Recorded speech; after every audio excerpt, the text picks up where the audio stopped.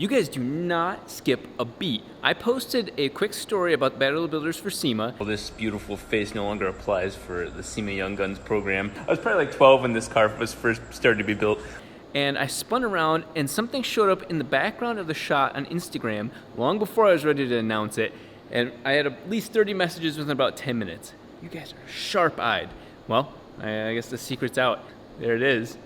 That is a front bumper to an R34 Skyline GTR. Not only that, it's one of the aftermarket ones that are used in a particular movie. You guys may have heard of it, Fast and Furious. It's actually the fourth movie, not the Fast and Furious, Fast and Furious. It's the same front bumper that you see in the iconic photo of Paul Walker leaned up against his blue GTR. And that brings us to this point here. This is one of the bumpers used in that movie. I was told it was from the hero car, but that just doesn't make sense. It doesn't seem like it's possible that it could be a hero car and that beat up. Obviously, it's been a couple years. What is plausible, though, is look at some of the details, and you understand that this is definitely a movie car bumper. Because of that, I reached out to Craig Lieberman. He's been a driving force on the internet recently regarding some of the nostalgia of the first couple movies. He worked on the first through third. He worked on The Fast and the Furious, Too Fast, Too Furious, and Tokyo Drift. Whereas this was the beginning of Dennis McCarthy's era, where Fast and Furious, and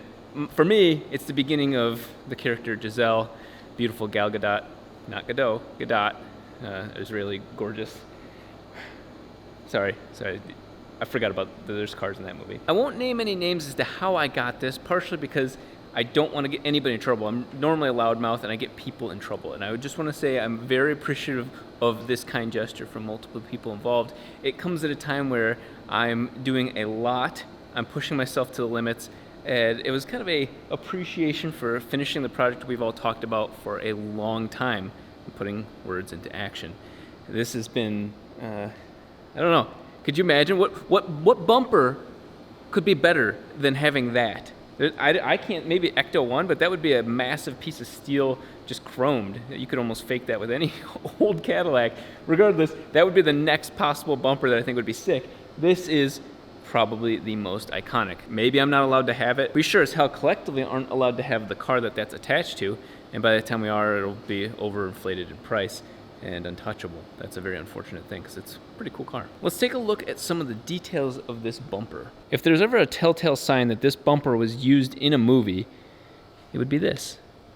The weirdest thing of all, a little piece of Velcro to put the icon, the logo right there.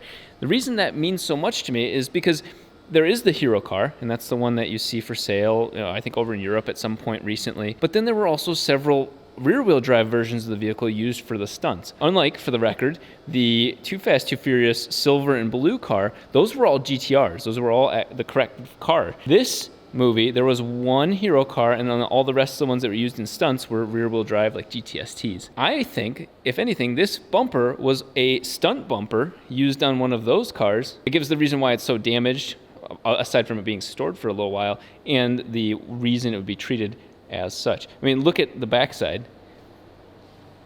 It did work, son.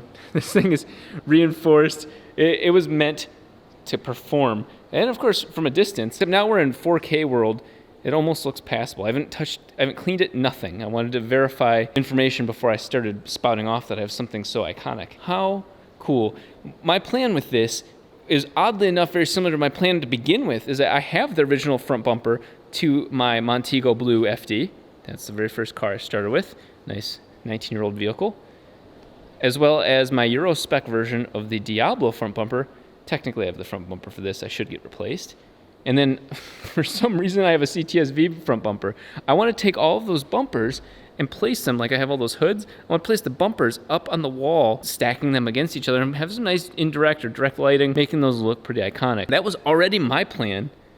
And then I get the crown jewel of all things right there. Tomorrow's video is going to continue on the build process with this. It's moving along, and I'll give you a quick hint because I've already filmed 2/3 of it. I might have rats in this building, but I'm the one creating the rat's nest. Ugh, that's just grounds. And another real quick peek. Fuel injectors. Yay! Let's get some up-close shots of this. It's battle-worn. And I'm told that you can see some of the imperfections in it as it shows up in the movie. but I don't know which imperfections those are. As you can imagine, all of the driving scenes that I've watched, they're quick cut, fast, low light, typical action shots. Regardless, it would be very weird for somebody to make this bumper, treat it like this, and waste all the time and effort on an R34. So that's the weirdest part about all this is, of course, I'm a skeptic. I like to say, really, are we sure?